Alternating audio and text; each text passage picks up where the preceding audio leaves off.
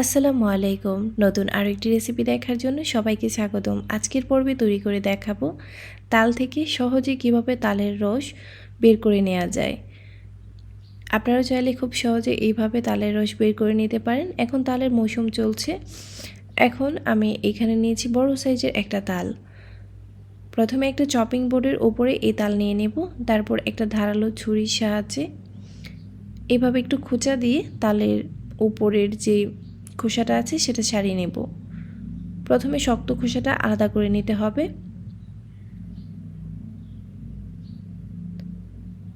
এগুলো একটা সাইডে রেখে দিব। এখন আস্তে আস্তে আমি তালের ওপরের যে খোসা সেটা হাত দিয়ে এইভাবে টান দিয়ে আলাদা করে নেব। সম্পূর্ণ তাল থেকেই প্রথমে খোসাটা ছাড়িয়ে নিতে হবে।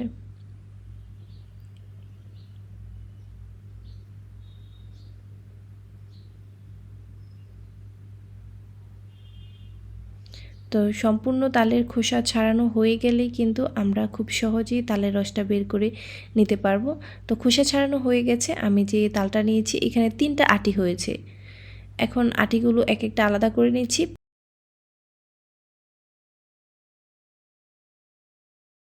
আর তালের আটির উপরের যে আঁশগুলো থাকে এগুলো এভাবে কেচির সাহায্যে সম্পূর্ণটা কেটে নিতে হবে। আর এই আটির আঁশের মধ্যেই কিন্তু সম্পূর্ণ রস থাকে।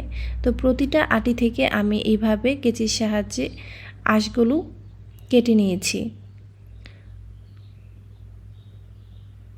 এখন চলে যাচ্ছি পরবর্তী ধাপে। এর জন্য লাগবে একটা ব্লেন্ডার। ব্লেন্ডারের মধ্যে আমি কেটে নেওয়া তালের আঁশগুলো দিয়ে দিব। আমি অর্ধেকটা দিয়ে দিচ্ছি, 2বারে করে নেব। এখন এর মধ্যে দিয়ে দিচ্ছি পর্যাপ্ত পরিমাণে পানি, প্রায় হাফ লিটার পরিমাণ পানি দিয়েছি। এখন 2 থেকে 3 মিনিট ব্লেন্ড করে নিলেই কিন্তু হয়ে যাবে।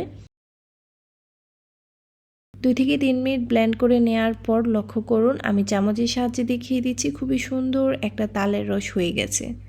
যেহেতু এর মধ্যে আঁশ রয়েছে এর জন্য এই তালের রসটা ভালো মতো ছেঁকে নিতে হবে। এখানে একটা চালনি নিয়েছি, এখন তালের রসটা এর মধ্যে ঢেলে দিব।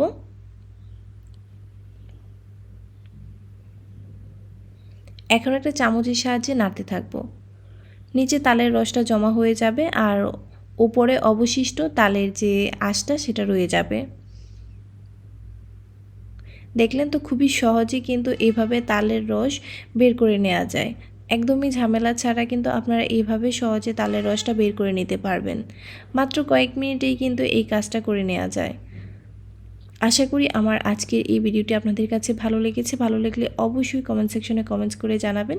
আজকের মতো এখানেই বিদায় নিচ্ছি। আল্লাহ হাফিজ।